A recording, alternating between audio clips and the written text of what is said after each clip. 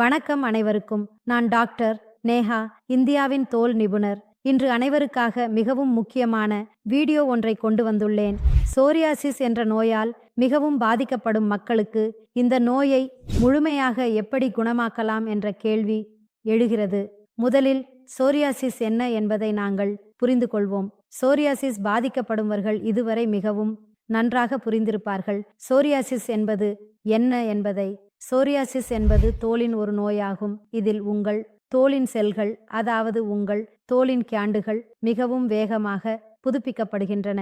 இதனால் உங்கள் தோலில் கற்கள் தோன்றும். நீங்கள் அந்த கற்களை அகற்றினால் கீழே சிவப்பு நிறம், அதாவது சிவப்பு தோன்றும். மேலும் மிகவும் கீறல் ஏற்படும், மிகவும் உலர்ந்த உணர்வு ஏற்படும்.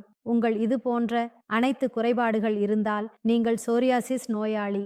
சோரியாசிஸ் ஏன் ஏற்படுகிறது என்றால், இது ஒரு ஆட்டோ இம்யூன் நோயாகும். அதாவது உங்கள் உடலின் எதிர்ப்பு சக்தி சரியாக செயல்படவில்லை என்பதற்காக நீங்கள் இந்த நோயால் பாதிக்கப்படுகிறீர்கள். இது மரபணு காரணமாகவும் இருக்கலாம், அல்லது நீங்கள் எந்த வயதிலும் இந்த நோயை பெறலாம். அதாவது உங்கள் உடலில் நீண்ட காலம் ஒரு தொற்று ஏற்பட்டால், அல்லது ஒரு நோய் ஏற்பட்டால், அல்லது உங்கள் எதிர்ப்பு சக்தி மாற்றமடைந்தால், அதன் பிறகு இந்த வகையான குறைபாடுகள் ஏற்படலாம். அதாவது இது பிறந்ததிலிருந்து ஏற்படலாம், அல்லது எந்த வயதிலும். 5 வயதுக்குட்பட்ட குழந்தைகள், 10, 20, 40, 50 வயதினருக்கும் சோரியாசிஸ் தொடங்கலாம். நோயாளி தோல் நிபுணரிடம் சென்றால் மருத்துவர் அவர்களுக்கு இது குணமாகாத நோயாகும், இதற்கான சிகிச்சை இல்லை என்று கூறுவார்கள். நீங்கள் மருந்து எடுத்தால் குணமாகும், ஆனால் மருந்து நிறுத்தினால் மீண்டும் வரும். மேலும் நோயாளிகள் பெரும்பாலும் எந்த ஒரு வகையிலும் டிரைடல் எண்ணெய் அல்லது சாலிசிலிக் அடிப்படையிலான எண்ணெய்களுக்கு சார்ந்திருப்பார்கள். நோயாளி பல ஆண்டுகள் எண்ணெய் அல்லது கிரீம் பயன்படுத்திய பிறகு அவரது தோல் மோசமாகிவிட்டது, மெல்லியதாகிவிட்டது, சிறிது காயம் ஏற்படுகிறது, இரத்தம் கசிகிறது என்று உணர்கிறார். எனவே நீங்கள் எவ்வளவு குறைவாக வேணும் ரசாயன அடிப்படையிலான எண்ணெய்களை பயன்படுத்த முயற்சிக்க வேண்டும். குறைவாகவே செய்ய வேண்டும் என்றால் நீங்கள் என்ன பயன்படுத்தலாம் என்றால், சோரியாசிஸ்கான பல வீட்டு பராமரிப்புகள் உள்ளன.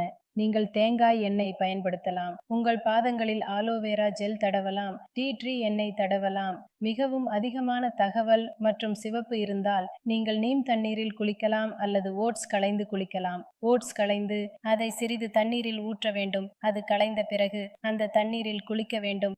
அடிப்படை சிகிச்சை முறை என்பது உங்கள் சருமத்தை மேலோட்டமாக தடவக்கூடிய ஒன்று.